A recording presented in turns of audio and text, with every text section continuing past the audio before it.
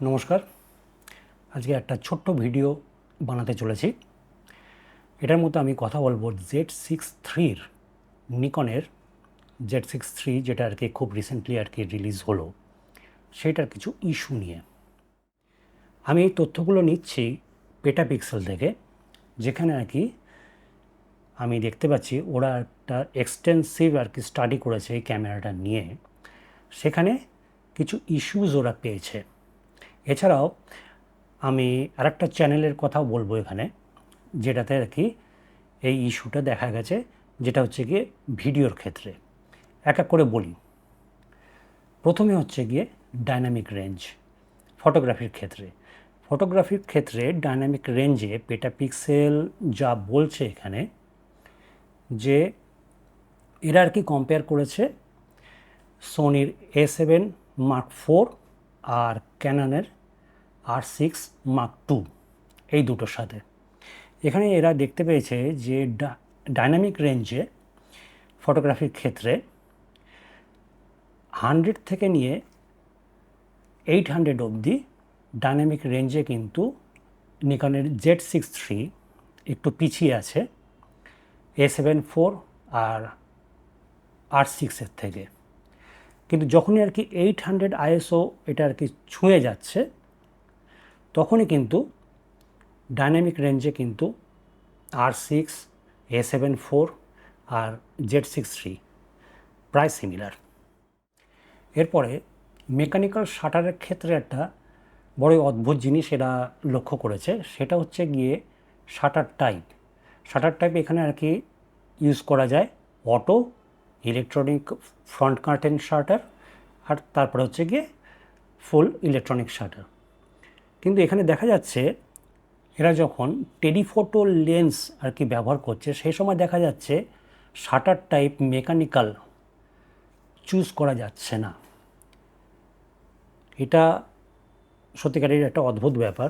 Mechanical shutter আমি কেন choose করতে পারবো না যখন আমি টেলিফোটো লেন্স ব্যবহার করব?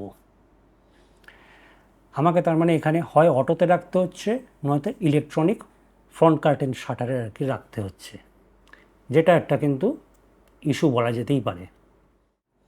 এবারে যে ইস্যুটা এরা বের করেছে সেটা হচ্ছে গিয়ে ভিডিওর ক্ষেত্রে দেখা যাচ্ছে যখন আইএসও রেঞ্জ একটু হাই হচ্ছে,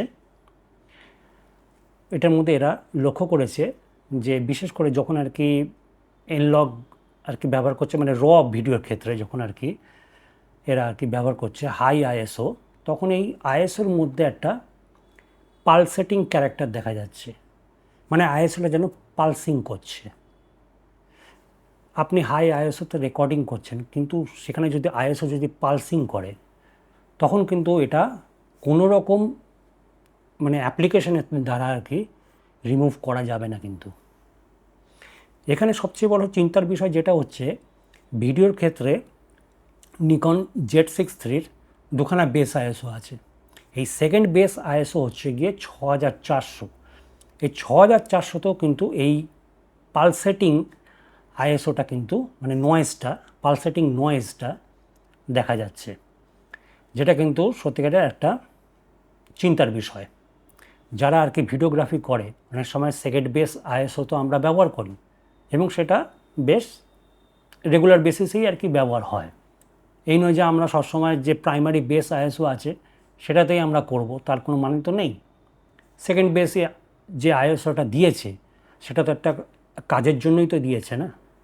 এখন ওটা যদি ব্যবহার করার সময় এরকমভাবে আইএসও বা নয়েজ যদি পালসিং করতে থাকে, তখন তো পুরো ফুটেজটাই আর কি ইউজেবল থাকে না, তাই না? আমি এখানে শুধু পেটাপিক্সেল নয়, আর একজনের ভিডিওতেও আমি এটা লক্ষ্য করেছি। সেটা হচ্ছে গিয়ে রবার্ট মে বলে একজন আছেন ইংল্যান্ডের, যিনি সেও কিন্তু এই একই ক্যারেক্টার লক্ষ্য করেছেন ভিডিওর সময়। আর ভিডিওতেও ইনি কিন্তু লক্ষ্য করেছেন যে নয়েজের পরিমাণ অন্য একটি ব্র্যান্ডের সাথে এখানে কম্পেয়ার করেছেন উনি। বিশেষ করে হচ্ছে প্যানাসোনিক S5 2X মনে হয়, ইয়েস, সেটার সাথে আর কি কম্পেয়ার করেছেন। সেখানে কম্পেয়ার করে দেখছেন যে নয়েজের পরিমাণ হাই আইএসওতে কিন্তু নিকন Z6-3 কিন্তু বেশি। আর এই পালসেটিং নয়েজ এটাও কিন্তু ওর মধ্যে লক্ষ্য করা গেছে। আমি পেটাপিক্সেল আর এই রবার্ট মের যে ভিডিওটা আছে সেটার লিঙ্ক আমি ডেসক্রিপশনে দিয়ে দেবো, সেটা আপনারা লক্ষ্য করে বুঝতে পারবেন যে প্রবলেমটা ঠিক কোথায় হচ্ছে। আমি এখানে বলবো যে এই যে পালসেটিং নয়েজটা যেটা আছে সেটা কিন্তু আমার যা মনে হয় ফার্মওয়্যার দিয়ে ঠিক করা যাবে।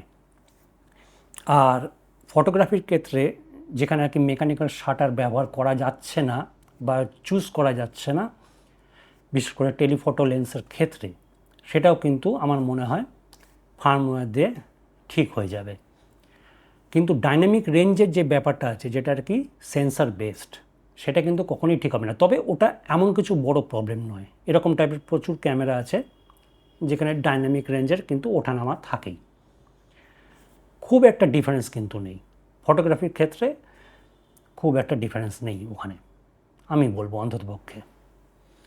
এখানে আমার কাছে মেন ইস্যু যেটা মনে হচ্ছে সেটা হচ্ছে গিয়ে টেলিফটো লেন্সের ক্ষেত্রে মেকানিক্যাল শাটার চুজ করতে না দেওয়া, আর হচ্ছে গিয়ে ভিডিওর ক্ষেত্রে হাই আইএসওতে পালসেটিং নয়েজ। এটা কিন্তু যেভাবেই হোক না কেন নিকনকে এই ব্যাপারটা নিয়ে ভাবতে হবে। তাহলে ভিডিও এখানে শেষ করছি, আবার দেখা হবে, নমস্কার।